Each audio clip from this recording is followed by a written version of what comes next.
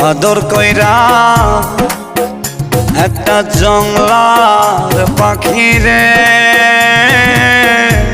রাখলো আমার বুকে ধরে কলিজা ভরে। পোষ মানে না জংলার পাখি, পোষ মানে না জংলার পাখি, বুঝেছি অনেক পরে, আমি বুঝেছি অনেক পরে। হায়রে আদর কইরা একটা জংলার পাখি রে রাখলো আমার বুকে ধরে কলিজা